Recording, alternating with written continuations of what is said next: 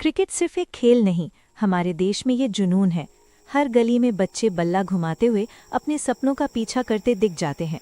लेकिन क्या हो अगर इसी क्रिकेट के मैदान में आपको ऐसा कोच मिल जाए जो इस दुनिया का हो ही नहीं। रोहन 15 साल का था और उसका सपना था आईपीएल खेलना, इंडिया के लिए खेलना। लेकिन घर की आर्थिक हालत इतनी खराब थी कि महंगी कोचिंग और किट खरीदना उसके लिए नामुमकिन था। धीरे धीरे उसने अपने सपनों को दबाना शुरू कर दिया। एक शाम जब वो प्रैक्टिस करके ग्राउंड से निकल रहा था, अंधेरा हो चुका था। तभी पीछे से आवाज आई, जरा इधर आना। रोहन ने मुड़कर देखा तो एक अधेड़ उम्र का आदमी खड़ा था। उसने रोहन की गेम पर कमेंट किया, उसका स्वीप शॉट कमजोर है लेकिन उसमें बहुत टैलेंट है। रोहन हैरान था कि ये आदमी उसे कैसे जानता है। उसने अपना नाम राजवीर सिंह बताया और कहा कि अगर रोहन सच में क्रिकेटर बनना चाहता है तो अगली सुबह ठीक 5 बजे उसी ग्राउंड में आए। अगली सुबह रोहन ग्राउंड पहुंचा तो वहां वही आदमी उसके इंतजार में खड़ा था।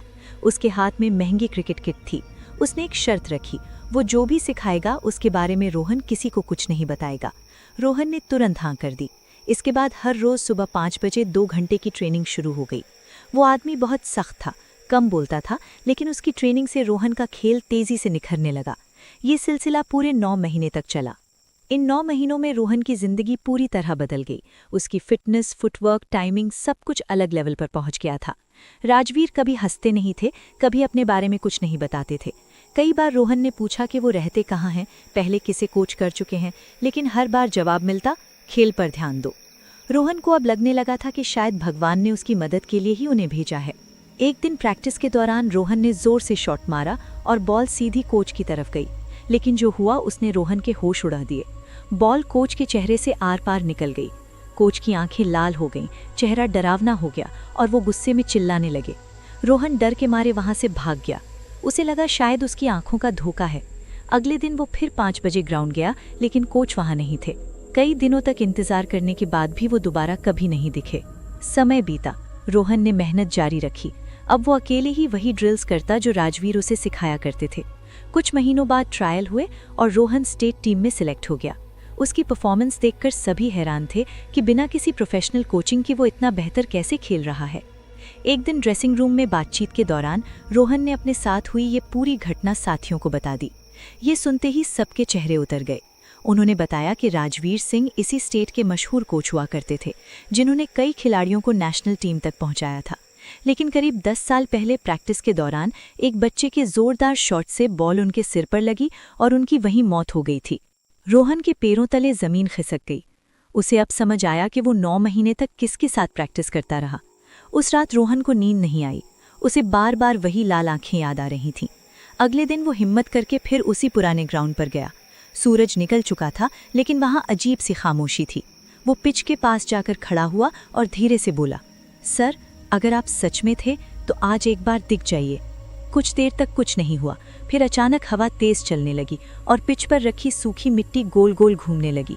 रोहन का दिल तेजी से धड़कने लगा। उसी समय उसे अपने पीछे हल्के कदमों की आहट सुनाई दी। उसने मुड़कर देखा, वहां कोई नहीं था, लेकिन ग्राउंड के कोने में रखी पुरानी नेट अपने आप हिल रही थी।